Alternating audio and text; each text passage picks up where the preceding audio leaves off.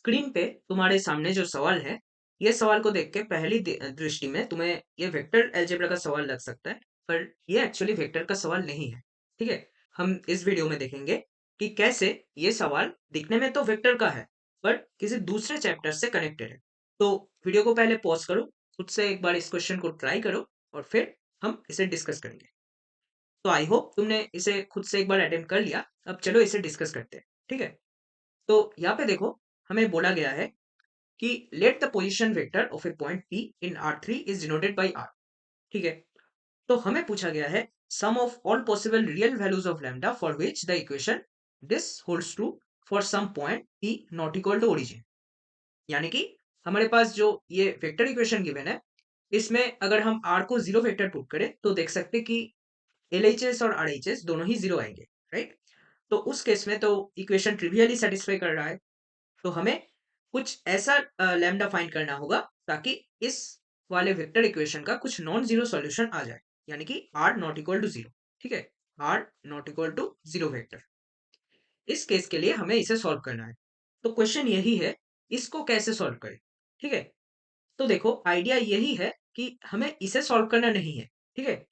हमें क्या सॉल्व करना है? हमें सॉल्व करना है एक्चुअली कि ये जो इक्वेशन है, इसका कुछ नॉन ट्रिवियल सॉल्यूशन भी आना चाहिए। ट्रिवियल सॉल्यूशन है 0 0 0, यानी कि ओरिजिन। तो उसके बगैर कुछ और भी सॉल्यूशन आना चाहिए। ठीक है? तो देखो, अगर हम यहाँ पे r को कुछ ऐसा फॉर्म में ले, x i cap plus y j cap plus z के कैप, तो r को हम ऐसे फॉर्म में ले सकते हैं as a general vector in 3D कि x i cap plus y j cap plus z के कैप। ठीक है? तो यहाँ पे सब्स्टिट्यूट कर दो इसे। तो हम यहाँ पे पहले टर्म पे फोकस करें अगर, तो यहाँ पे देखो r डॉट आई कैप क्या होगा? r डॉट आई कैप होगा सिंपली r का x कंपोनेंट, यानी कि x, राइट? तो यहाँ पे लिख सकते हैं कि x टाइम्स 91 के कैप, यानी कि 91 x के कैप। तो हम ऐसे लिखते हैं इस नोटेशन में। ठीक है? 0091 x प्लस, यहाँ पे देखो r डॉट जे कैप क्या होगा? r का y कंपोनेंट, राइट? तो यानी कि y। तो यहाँ पे बनेगा y comma 0 comma minus 41 y। ठीक है? और यहाँ पे बनेगा r डॉट के कैप होगा z, राइट? तो this will be 0 z 11 z। ठीक है? Equal to lambda times r, यानी कि lambda x lambda y lambda z। तो देखो, इसे अगर हम इस तरफ ले जाए और सारे चीजों को ऐड करें, तो हमें क्या मिलेगा? हमें मिलेगा माइनस लैम्डा x यहाँ पे plus y comma, then it will be minus lambda y plus z, then the z component will be 91x minus 41y plus 11z minus lambda z, यानी कि 11 minus lambda times z, right? This is equal to 0 0 0। तो अब देखो, हमारे पास तीन equations है। ठीक है? यहाँ पे हर एक कंपोनेंट को अगर हम LHS और RHS में कंपेयर करें, तो हम देख सकते हैं कि हमारे पास तीन इक्वेशंस आएंगे जो कि तीन वेरिएबल में इन्वॉल्व है। ठीक है? एक्स वाई और जेड। तो हम पाएंगे minus lambda x plus y plus 0 z equal to 0। ये पहला इक्वेशन है। दूसरा इक्वेशन है 0x minus lambda y plus z equal to 0। तीसरा इक्वेशन बनेगा 91x minus 41y plus 11 minus lambda times z equal to 0। ठीक है? तो अब देखो, हमारे पास क्या इंफॉर्मेशन गिवन है। हमें बोला गया है कि हमें कुछ ऐसा लैम्डा फाइंड करना है ताकि इस सिस्टम का कुछ नॉन ट्रिवियल सॉल्यूशन एग्जिस्ट करता है। ट्रिवियल सॉल्यूशन तो होगा ओरिजिन, जो कि है r equal to zero vector, right? क्योंकि r equal to zero vector put करने से हम पाएंगे कि x equal to zero, y equal to zero, z equal to zero, यानी कि ये तीनों जो इक्वेशंस है इस सिस्टम का, तीनों इक्वेशंस एक साथ सेटिस्फाई कर जाएंगे for any value of lambda, right? पर हमें बोला गया है कि इसका नॉन जीरो सॉल्यूशन भी एग्जिस्ट करता है, राइट? तो अगर एक होमोजेनियस सिस्टम हमारे पास है और उसके ट्रिवियल सॉल्यूशन के बगैर कुछ और भी सॉल्यूशन एग्जिस्ट करता है, मतलब हम इंटरप्रेट कर सकते हैं कि उसका इनफाइनाइट सॉल्यूशन होना चाहिए, राइट? तो हम लिख सकते हैं कि सिर्फ हमें ये जो डेल्टा है, जो कि कोफिशिएंट से बना होगा इस सिस्टम ऑफ इक्वेशंस का, उसे हमें जीरो के साथ इक्वेट करना है। That's it. ठीक है? तो चलो इसे करते हैं यहाँ पे। तो डेल्टा क्या होगा? डेल्टा होगा minus lambda 1 0, then 0 minus 1, 0 minus lambda and 1, ठीक है। उसके बाद ये होगा 91 minus 41, 11 minus lambda. This determinant should be equal to 0, ठीक है। तो इसे चलो एक्सपेंड करते हैं। हम क्या पाएंगे यहाँ पे, minus lambda outside, then it will be 11 minus lambda times minus lambda, यानी कि लैम्डा स्क्वायर माइनस 11 लैम्डा, ठीक है। उसके बाद प्लस माइनस 1, तो हम लिख सकते हैं यहाँ पे माइनस 91 इक्वल टू 0, ठीक है। तो lambda Q, sorry this term is missing here, that is plus 41, ठीक है। तो हम लिख सकते हैं लैम्डा क्यू के साथ माइनस, और उसके बाद प्लस 11 लैम्डा स्क्वायर, और यहाँ पे बचेगा minus 41 lambda plus 91 equal to 0, ठीक है। तो lambda cube minus 11 lambda square plus 41 lambda minus 91 equal to 0, ठीक है। तो हमारे पास लैम्डा का ये क्यूबिक इक्वेशन आ गया, यानी कि हम इससे मैक्सिमम टू मैक्सिमम 3 वैल्यूज निकाल सकते हैं लैम्डा का, जिसके लिए ये इक्वेशन सेटिस्फाई कर रहा है, ठीक है। ये तीनों इक्वेशंस एक साथ सेटिस्फाई कर रहा है। अब देखो यहाँ पे हमें सावधान रहना है।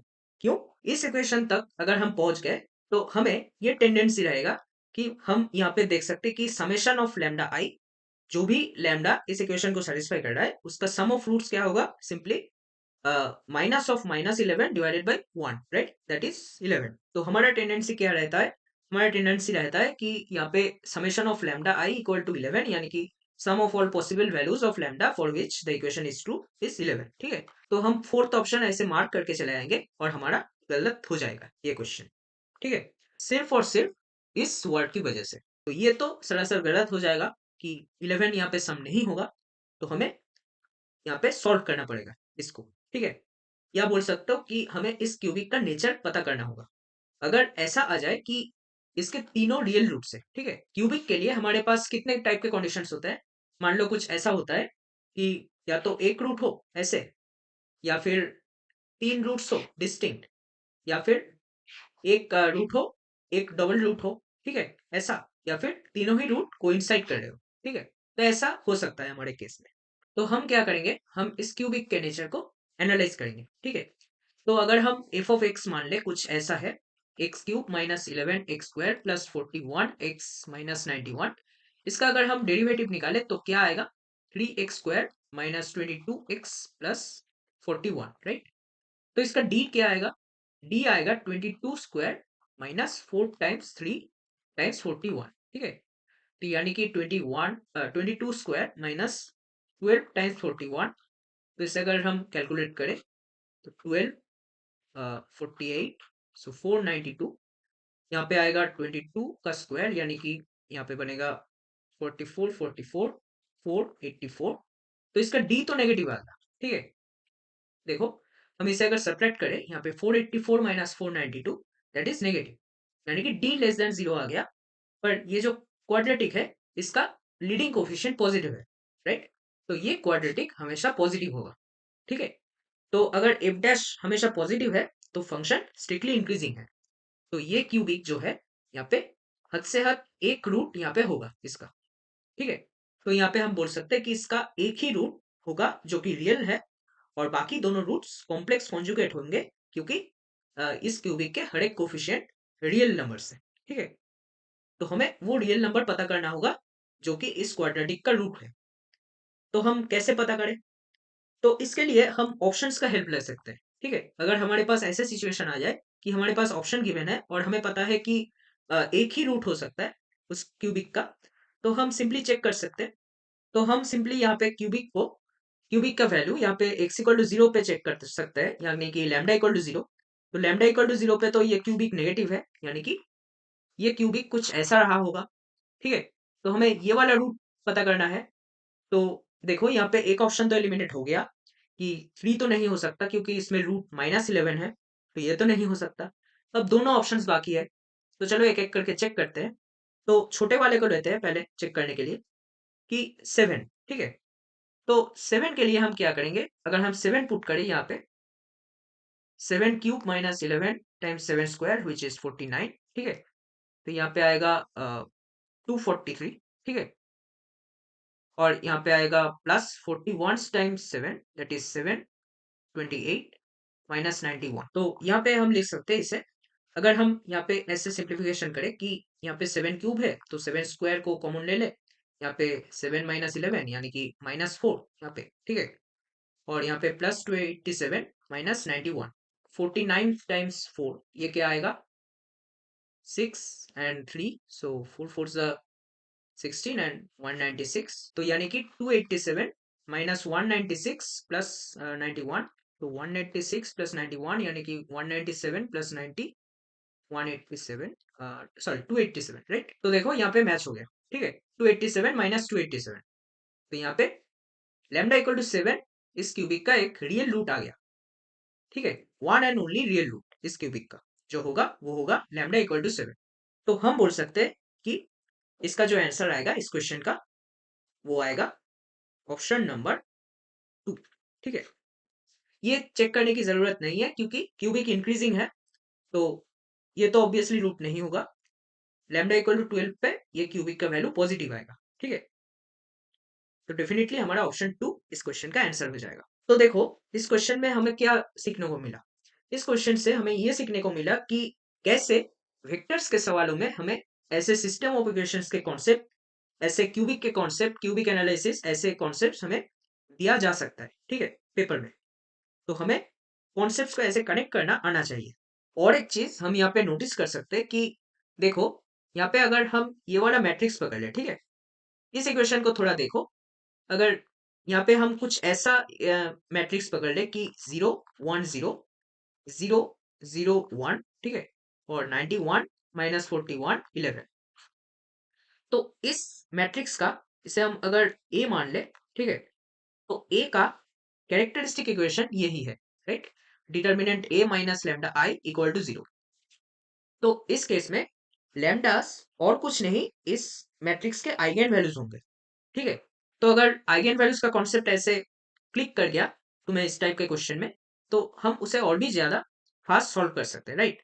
तो ऐसे आइगेन वैल्यूज से भी हम इसे कनेक्ट कर सकते हैं इस क्वेश्चन को, ठीक है। अगर तुम्हें आइगेन वैल्यूज के बारे में पता नहीं है तो हमने एक वीडियो डिटेल बनाया है आइगन वैल्यूज और characteristic equation of A matrix पर, उसे यूज करके कैसे हम बड़े बड़े पावर्स को, मैट्रिक्स के बड़े बड़े पावर्स को कैसे सॉल्व कर सकते हैं, ठीक है। वो वीडियो यहाँ पे आई बटन पे तुम्हें मिल जाएगा, उसे तुम चाहो तो देख सकते हो। कैरेक्टरिस्टिक इक्वेशन के हेल्प से बहुत सारे जेई के पीवाईक्यूज बहुत इजीली सॉल्व हो जाता है, ठीक है। तो आई होप तुम्हें ये वाला क्वेश्चन अच्छे से समझ में आ गया।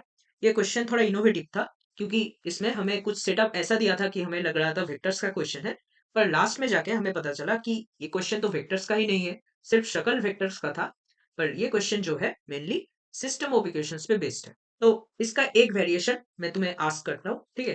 तो इस सवाल को जरूर ट्राई करना, उतना मुश्किल नहीं है, पर ध्यान रखना इसमें तुम्हें ट्विस्ट वगैरह मिल सकते हैं कुछ, ठीक है। हालांकि सवाल बहुत ईजी है, फिर भी इसे ट्राई करना, कमेंट्स में इसका आंसर बताना, ठीक है। और मैं कोशिश करूंगा हर एक वीडियो में जो जो मैं लास्ट में जो जो प्रॉब्लम्स, एक्स्ट्रा वेरिएशंस मैं तुम्हें दे रहा हूँ सॉल्व करने के लिए, उसका आंसर मैं कम्युनिटी पोस्ट में डाल दूंगा, ठीक है। कम्युनिटी पोस्ट में उसका हिंट्स और आंसर उसको डाल दूंगा। कम्युनिटी पोस्ट को चेक करते रहना। वीडियो अगर अच्छा लगा तो लाइक कर देना, शेयर कर देना और चैनल को सब्सक्राइब करके रखना ऐसे ही और सवालों के लिए। Thanks for watching.